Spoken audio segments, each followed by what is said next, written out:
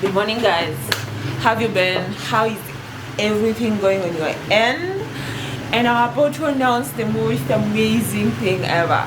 This is the final lecture in the business model. Literally, like, this thing tool is like done. Done. Congratulations to you and to me because it has not been easy, especially preparing content and working a full-time job for me. Not great optics. So November was kind of harsh, but December is here. I am praying for good tidings, more love, and the festivity. Remember to keep safe, mask up, and have a good one. Now let's get to business. And our final one is competitive advantage. Desiree here with the entrepreneur series. Or is it with entrepreneur by Desiree? Whichever is easier. Which one has a good ring to it? You gotta say that with time. So guys, usually when you think about your business, how many times do you think about what sets you apart? That's what the people like us here. What sets you apart? Why you over someone else? But that's not how I want to think about competitive advantage in this lecture. I want us to think deeper and in a more meaningful way. This competitive advantage story, like, I want you to do the two things, two analysis. Before you get your competitive advantage, I want you to do two analysis. First is industry analysis, and the second one is your business analysis. And as usual, you're all going to be using a tool. A lecture I taught a few months ago called what? The SWOT analysis. So the first way of starting this is by starting with a SWOT analysis for yourself. It's not on camera. SWOT analysis. Black is bad for the camera. Okay, let me just talk it red. So, for SWOT analysis, when you're thinking about SWOT analysis, what will end up? Let me bring this closer. Awesome. So, SWOT analysis, right? So, the first lecture you're gonna do is the first thing I'm gonna teach you is how do you start with an industry what? Industry analysis with let's say SWOT. So, what are the strengths of the industry you're in? What are the weaknesses, of course? Opportunities presented by the strength and the threats presented by the weaknesses. One of these, let's start with VAAKENYA.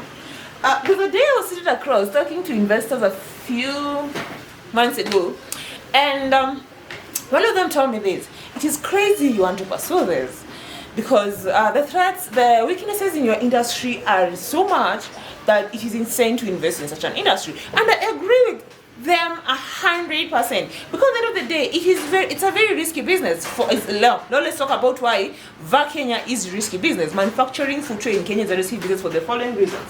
First of all, talents. Okay, sorry, I'm just getting ahead of myself. Let's start with this. So what are the strengths for having made in Kenya footwear? The first strength is we have the option of customizing footwear.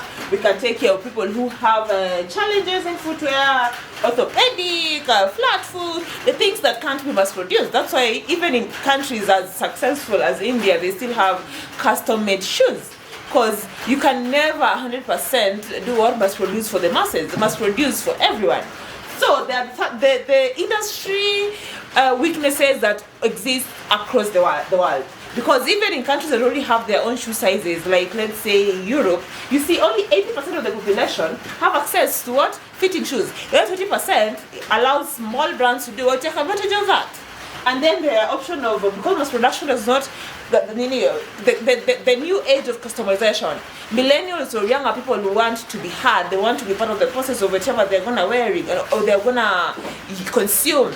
All those kind of conversations. So customization, offering customization to this new age, to the population is an advantage to you. So that's just the existing industry what advantages for customization, for example. That's one of our strengths. So we custom make shoes, and those are the opportunities presented. What?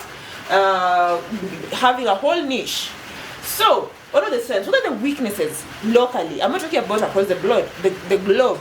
Because if you see, if I was manufacturing in Europe, for example, there is talent, they have the language for footwear, there is literally everything I could dream of to have a small studio apartment or a small workshop and still turn a profit. I do not have to mass produce. You see that kind of conversation, right? And people even know what they want. They know what summer shoes look like, what winter shoes look like, all these things. And then there are people who have 4 seasons. So I have 4 seasons to design footwear for. which is that is what an opportunity for someone in Europe. But here locally, we are the least educated in matter of what? Foot health. Least educated. Some people even don't know what it means to have good shoes. Like personally, before I got into the space of footwear, I used to be okay. Bora yetu imeingia. My clients say bora yetu imeingia, mimi naambianga no. It has to fit well. Bora imeingia iko sawa. You see that the bar is very low. But now the biggest talk we have now with these weaknesses. What another opportunity the weakness present? Let's say this nice weakness. We have an opportunity to educate ourselves. We can educate, we can sensitize communities, but that is like the long game. Educating the masses is not easy. Teaching people that what it means to have a flat foot. Jerry has a series called Sokosato whereby she talks about these things, and she has this thing called Shoe Tips. You should follow her, but then Jerry Mbote, you should totally follow her on your socials. So this is a nice opportunity, but that is not even the hardest part. Let's now go back to that is the market part. So when you do analysis, how to look at that, think about the market. Remember, this thing needs to be done in one. I'm going to even leave another link for tips of how to do a business model at the same time, like literally overnight. And this lighting keeps just getting worse for me. Sorry guys. Sorry lighting. Perfect. Why not reduce peke yake? Weird. So that's another opportunity presenting itself for us here. So now let's circle back to what? That is our market. That's one of our market analysis. Let's get to the industry itself. There's a manufacturing aspect of this. The manufacturing aspect for this. How many of you can honestly say they know how they have ever seen someone manufacture footwear? Honestly, how many of us even have the comprehension that footwear is manufactured? We know fundis or the cobblers. We know even before he found this entire concept, before he got into the industry, I was just as naive as you. We rarely know cobblers that actually manufacture footwear for the entire population. So if that is an opportunity, so what does this create? It creates a pool of workers that don't grow. And if you have a very, very small pool of worker, and now you see what the investors keep saying, that is very risky. So I have to come in, I have to build the entire infrastructure from training to have workers, to have skilled and semi-skilled and unskilled workers. I have to train workers for that. And then after that, after training workers, I also have to lay the expensive infrastructure of what manufacturing footwear. Before you turn a profit, it's going to be like 10 years away. So you see, that is crazy. But also, what does that opportunity present for you? If we crack this, it's going to be a home run, but it's not going to be easy. So at the end of the day, we are looking at now the industry side. So we have the government is trying to support the manufacturing industry a lot. Even for us, footwear, we have some schools. We have the Kimat that does they have leather technology, and a few degrees are coming up around leather technology, around leather value addition and artisan work. And I hope that to grow, but it's still a long way from becoming a solid world profession. It's gonna be a long while before I hear children say, I wanna become a shoe designer, I wanna become a footwear manufacturer, I wanna get, you see, it's a long road home. But that's okay. Sorry. I am doing this outside, it's cold, and I'm not wearing a sweater. I need to run this. So that is another, you see. So when you're doing this thing, and then the last competitive advantage is about your team. Most entrepreneurs keep forgetting that when you're doing a competitive advantage, you need to do the following three major aspects. The first aspect is industry. The second aspect is what? That is the first one, industry. You have to do the industry-wide. How does the industry look like? And the industry is both the back end and the market. The back end what? Supply chain. So you have to do the back-end supply chain and you do the market analysis at the end of the day. So you know where your business actually does fit in the story. After that, you need to come and do the second one. The second one is what? Investors or funding opportunities. Are you in the right place of history? Personally, I feel any startup in Africa, or especially in Kenya, Nairobi to be specifically, you have the first time in history we have access to insane funding. We just have to figure a way of what? Turning that into an actual business. Like, I hate the word the Silicon Savannah, but that's what we already have going. We have an opportunity of having the real Silicon Savannah. because people are looking at Africa and they think if Kenya can make it, Africa can be what? Can be saved. And that is a lot of pressure for our government, of course. But still, it brings in, we have a lot of social impact. They call social impact investors, venture capitalists launching in Nairobi, equity funders, angel investors coming up. Even from our own, like our first investor is actually a Kenyan. He was an angel investor. Like there's so many opportunities forward for growth in the funding sector. So we are looking at what now, the funding sector. Do you have an advantage as an industry? For us, I know there's so much funding coming to Africa, but no one wants to invest in an industry that has almost no infrastructure. The venture capitalists are not going to touch us, but we have an opportunity in angel investors, we have an opportunity in equity funders, and we have an opportunity in social impact driven investors, and a lot of grants from both government and international charities. So there is funding. I just need to know where I'm looking for that funding. I have to be very, very specific where I'm getting that funding from. We even have some investors who are doing talent investing. Like currently VAAKENYA has we are part of a program that got someone from the same such organizations, whereby they give you workers, they train workers, give you workers.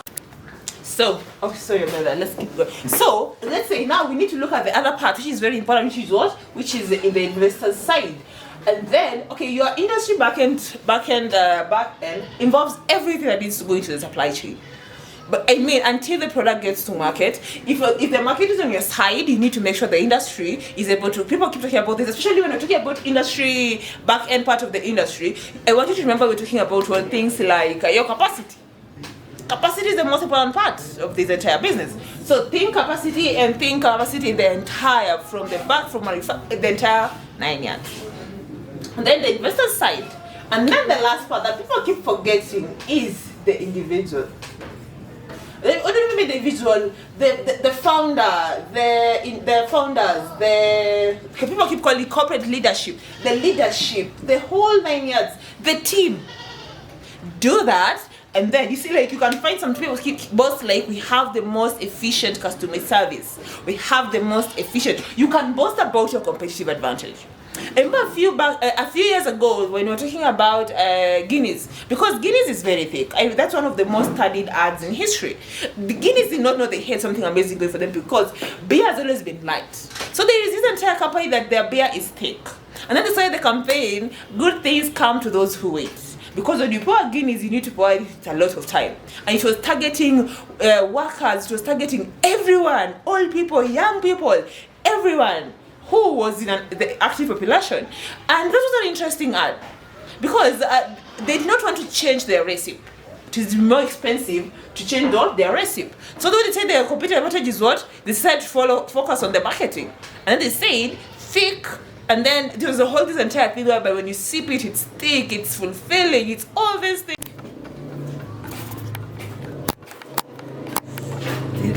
So that this has been like a going to the end.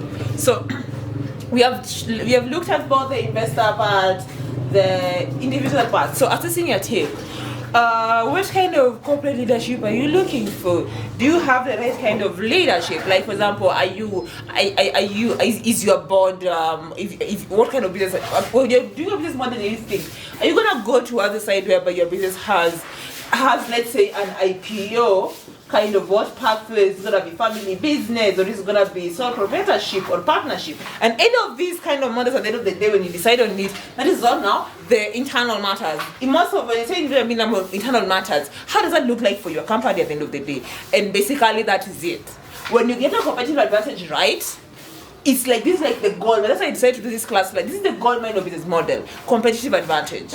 How do you set yourself apart in all three angles, and how can you use that to your advantage?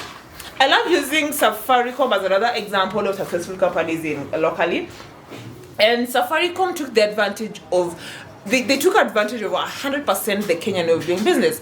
They made sure they backed our political aspect. They were politically protected by making sure the government owns part of the company.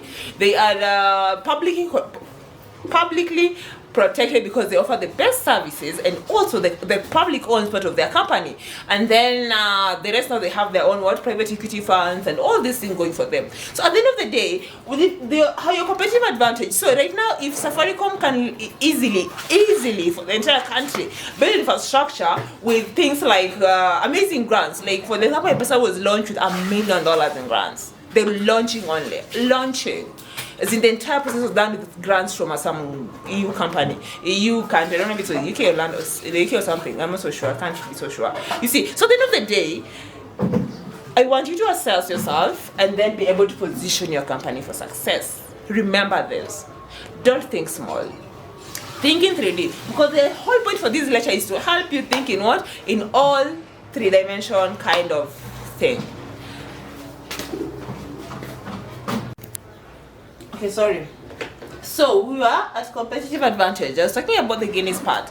The Guinness option was that they took advantage of the great things come to those who wait, and that was on their marketing campaign. It came from the fact that pouring Guinness is very, very slow, and they discovered that could be the way they would advertise their products. So competitive advantage could help you either have language talk to investors, have language talk to your clients, customers, have language talk to the back end, the people who support industry. They call business development something community or something. People like in Kenya we have people like Ubunifu, have language to communicate with them, or even your suppliers. All this entire model is anchored on such conversations. So your competitive advantage, and every time people keep forgetting that when you do competitive advantage, just don't do for industry invest and funding. You also need to do for what? For your team. What kind of business are you gonna register or build on it, right? Are you thinking that you're gonna have a business that will eventually have an IPO? Initial public offering, an IPO that is going to be a public owned company? Or are you thinking like a kind of partnership? And when you're looking at partnership, what kind of partners are you having in mind for your business at the end of the day? I don't know what kind of partnership people have in mind, but now whatever your competitive advantage you build, you're designing your business and business model, it will heavily influence the kind of partnership you'll get, the kind of contracts you'll get, the kind of business you're gonna build at the end of the day. So this is what the internal, I'm going to call it internal analysis. So you do your kind of internal analysis, and then you picture the perfect world to be able to pull off the industry. Another tip I want to give you about building a business, another tip that many people don't know is this: you need to listen to the government. Listen to the government. Like in Kenya, we have our government has been doing the Big Four agenda for years. Big Four agenda, and that includes what? Agriculture, food security, manufacturing. Is it tourism the last one? I don't know about the last one. I keep forgetting the last one, and then the last one. I don't know the last one. So if your industry is in any of these, you can easily bag what? Government grants, because you're aligning your business to what the government thinks is the future. So if you're in any of these, you're banking on the future. You can easily get government grants. You can easily get foreign investments. You can easily get, because foreign investments usually read what? The research and the books that the government has done has released. So at the end of the day, that is where you get of this. So competitive advantage involves a lot of research. I've just given you the SWOT analysis. Another one is the good old research, primary research, secondary research. Talk to people. Example, when you go to your bank, do they want to give you money? Or if they don't want to give you money, why? Okay, why do they think you're a risky business? How and then how are you gonna plan on what mitigating your risks for you to be able to access what? Their financing. So you as a business owner, you as an entrepreneur, a bit I wanna assume, because you're reading this series, that is what you need to be thinking about. And as usual, this was sponsored by VAAKENYA. And today I wanna give you, when you're thinking about your competitive advantage and you're thinking about growing the entire thing and all that, I just wanna give you the something VAAKENYA has discovered is gonna save you from being stolen from in Nairobi when you're carrying your valuables. And that is what? Kiondo packing. Like we have this Kiondo.